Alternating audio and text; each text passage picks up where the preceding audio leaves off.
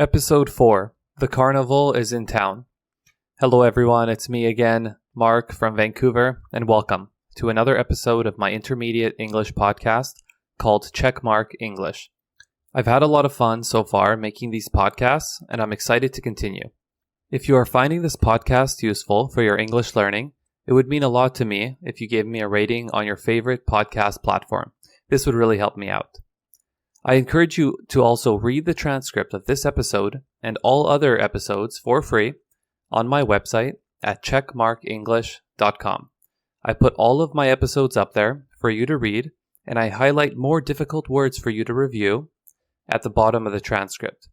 And if you want to know what I'm doing, or if you want to message me with any questions that you might have, you can find me on Instagram at checkmarkenglish. Okay, let's get started. I don't know about you, but my fiance and I get very excited when the Carnival comes to our city. I live in Vancouver, Canada, and the Carnival comes around to different cities around the province of British Columbia in the springtime. If you don't know what a carnival is, I recommend searching on Google to see some photos. There are games where you win stuffed animals of all sizes, treats like cotton candy and mini donuts. There is music, rides, and all sorts of fun things. It's a great place for children, teenagers, and adults because there's something for everybody to do. One of my favorite things to do at the carnival is to play the games. Some of the games are very easy so that a small child can play and win prizes, which are usually stuffed animals of some kind. Easy games like those, you usually win a small prize and then play again to trade or exchange your small toy for a bigger one. Each time you play costs more and more money. This is how the carnival and the carnies make money. Carnies are the people who work at the carnival and run or operate the games. There are other games that can take skill and are very difficult to win. These games have big prizes because of how difficult they are to win. Some are extremely hard to win and are nearly impossible. It sounds like my cat is trying to get my attention. If you hear him in the background, he's saying hello to all of you English learners out there. As I was saying, there are games that are nearly impossible to win. For example, the game called ring toss. This is where there are rows and rows of empty glass Coca-Cola bottles, and you are given rings that you throw and try to make one go on top of any of the bottles and stay there without falling. You pay $10 and get 60 attempts, or tries. If you win a huge or giant prize. My fiance and I were at the carnival this past week and did not see anybody win that game. We even played a few times, probably throwing close to 200 rings, and of course, we did not win. There are other games that are still very hard, but ones that we actually won or saw other people win. For example, the basketball game. You get a normal-sized basketball and have to shoot the ball into a hoop that is fairly or quite far away. There is one problem though. The hoop is a lot more narrow than a regular basketball hoop. Narrow is the opposite of wide. The ball barely goes in. I used to play basketball in high school, and so I have some confidence when it comes to shooting the ball, and so I decided to play. I shot the ball 12 times and missed, meaning I didn't score. That cost me 40 Canadian dollars, which is about 30 United States dollars. We then stood around watching other people play, and this guy, who we see around the mall sometimes, asked if we played. I told him that yes, we played and lost our money. He then took out $20 and gave it to the carny who was running the basketball game. He told me to go ahead, try, and that it would entertain or be amusing to him. For the $20, you get 6 attempts, or tries, or shots. So I went and shot 5 times, missing all of them, and the guy who paid for my game told me not to worry and that he was having a great time just watching me shoot, even though I was missing. I took my last shot and made it. I scored on my last shot and the tiny or very small hoop. There was a loud sound that the game makes when somebody scores, and we all got very excited and high-fived. I didn't realize that there were so many people behind watching me. It was a great moment, and I won a very large inflatable basketball. Inflatable means something that can be filled with air. My fiance and I walked around the carnival after that, holding the basketball with a smile on our faces the rest of the time we were there that day.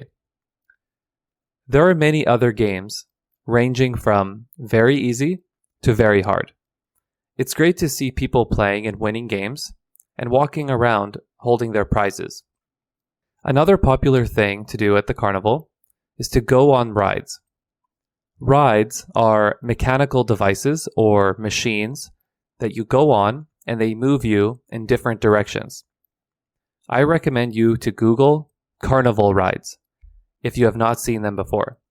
Some are very scary that take you really high up or spin you around, or both. There are others that move slowly and are more suited for children. All of the rides have a display or picture that shows how tall you must be to go on the ride. It's fun to see children going up to the display, and the carny checks their height to see if they are able to go on the ride. If the person is too short, it's too dangerous or not safe for them to go on the ride. It's interesting to see children going on the rides because it sometimes seems like they have no fear compared to adults, especially on the very tall rides. Probably the most famous and popular carnival ride is the Ferris wheel. I also recommend you to Google it if you have not seen it before. It's a huge wheel that you go on and can take you very high up, and you can see the whole city when it spins you to the top. It spins very slowly, so it's a great ride for most people, unless you are very afraid or scared of heights. There are also certain treats that are popular to eat at a carnival. Some of them are cotton candy, candy apples, which are apples that are normally dipped in chocolate and caramel, corn dogs, mini donuts, and lots more. When the carnival is in town, my fiance and I sometimes just walk around, watching people play games and go on rides. We listen to the music and take pictures of all of the colors and lights. We sometimes talk with the carnies and ask them questions about what it's like traveling around all the time, how they got into the business, how long they've been doing that job, and just learning more about it. They are usually very friendly and answer any questions that we have. Most of the ones we talk to have been doing it for years or all of their lives. The biggest carnival in the world is the Rio Carnival in Rio de Janeiro, Brazil. The first one took place, or occurred, or happened in 1723. Today, 2 million people per day are on the streets during the carnival. Because of this, it's called the biggest show on earth. It's a 4-day event that is during February or March. There are thousands of performers and dancers that show their skills during the big event. There are also parties all over the streets with people dancing and having a great time. Because we love the carnival so much, going to the Rio Carnival would definitely be something that we would love to do in the future.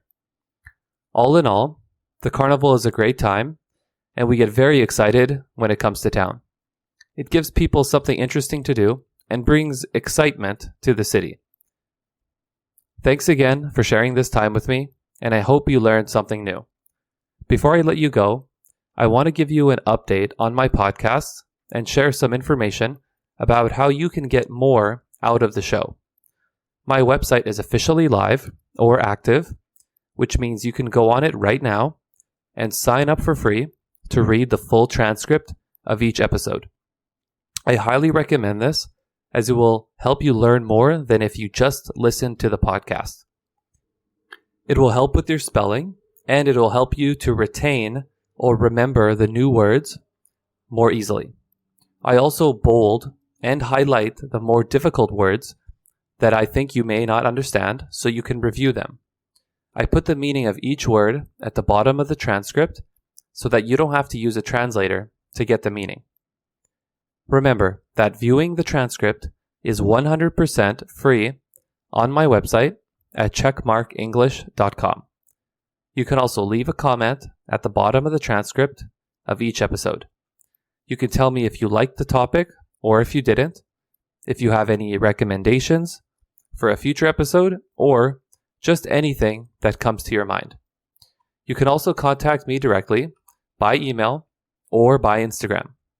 My email address is mark@checkmarkenglish.com, and my Instagram is CheckMarkEnglish. If you like the podcast and would like me to continue, please give me a follow on Instagram or a review on your favorite podcast platform, or tell a friend who is trying to improve their English. I will continue to try making as many episodes as possible. I have a full-time job, and so it depends on how busy my life gets. I hope to do this full-time in the future, but that's a long ways away. I want to thank you again and hope you enjoy your week. See you in the next episode.